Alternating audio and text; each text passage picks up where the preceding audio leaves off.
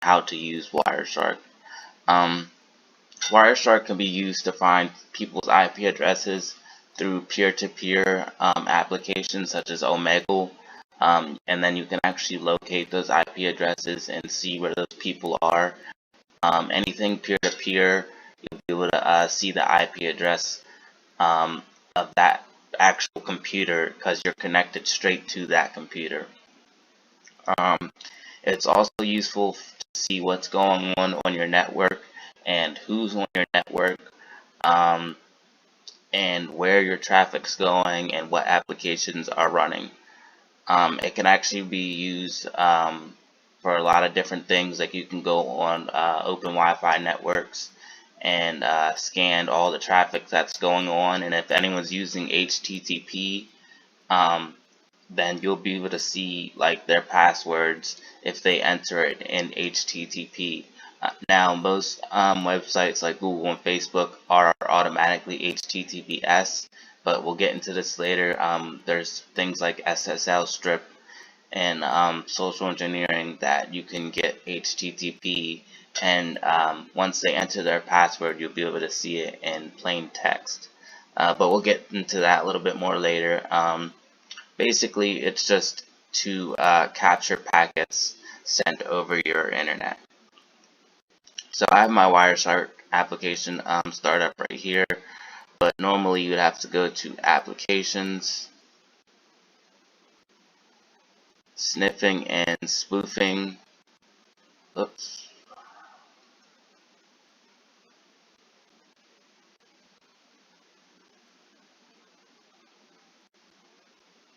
And then go over to WireShark and click WireShark, and that will start WireShark.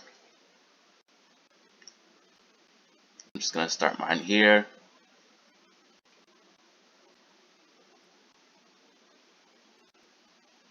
And once you see it open up, you'll see that there's different interfaces you can choose to use. If you're on a Kali Linux box, most likely you're going to be ET80. If you're doing USB boot, then you're probably going to be WLAN0. I happen to have both options because I'm using a USB Wi-Fi adapter, but so I can collect more data, I'm going to use ETH0. So WireShark's pretty easy to start up. You just start it up, you click the interface you want to scan, you can actually click any, and it will scan all the interfaces, but we're just going to stick to ETH0 for now.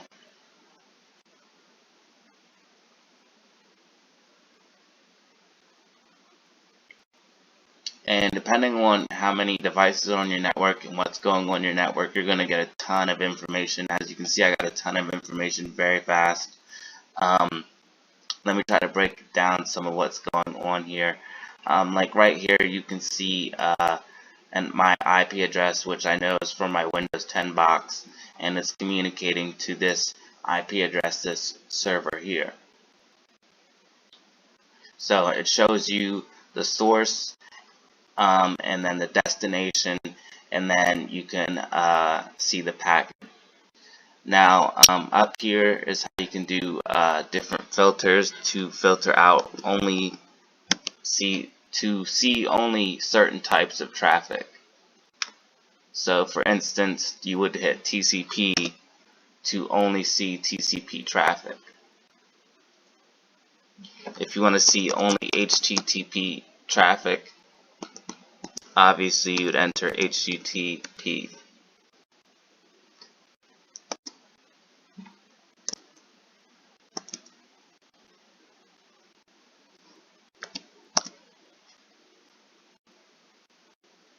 And that would show all the HTTP traffic. As you can see, there's none because mostly everything uses HTTPS now. But like I said, with SSL strip and social engineering, you can get HTTP transactions.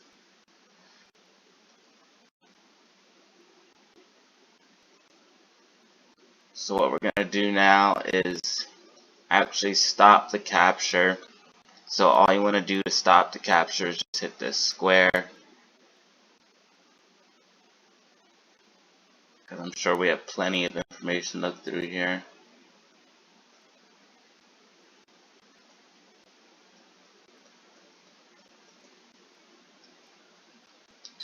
Okay, you can see some. I know that this is from an Android device, so you can see some communication here.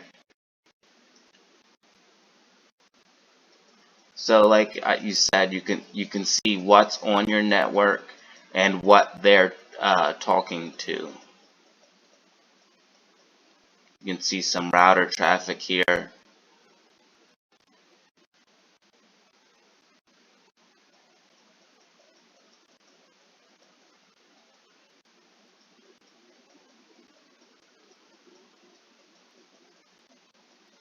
And like I said, anything peer-to-peer, like actually even like PlayStation and Xbox and stuff like that, you'll be able to get the person's IP address.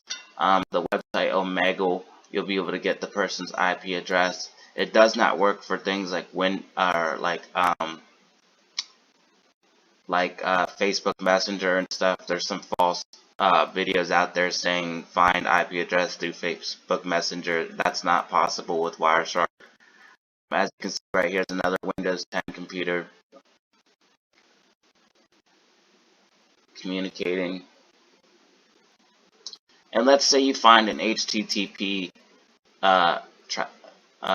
packet and you want to analyze it. You would click the packet, you would left click,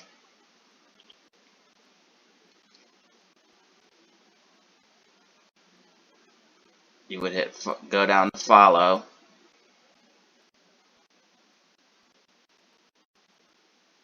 UDP stream or TCP stream, but if it was HTTP, it'd be follow HTTP stream.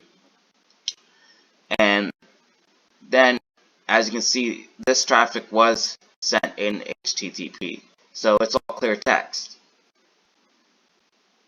So like I said, any kind of password sent over HTTP will be in clear text. So if you find that packet with the password in it, you will be able to see the password. So that's how you analyze a packet more closely. And like I said, this video, we're just going to be showing you the basics. So I'm not going to really get too much into it. Like I said, I just wanted to test out the screen recorder and see how it worked. But I showed you how to get WireShark up and running, how to analyze a packet more closely, how to use the filters up here, and some of the things that you can use it for. Like I said, it can be used to find passwords. It can be used to find people's IP address on anything peer-to-peer. It can be used to see what's on your network and who's on your network and what they're talking to, what websites they're on, or anything like that. It's definitely a good network admin tool and definitely a must-have hacking tool. And it has many more uses than I went over here, but this was just the basics. So there we go, the basics of WireShark.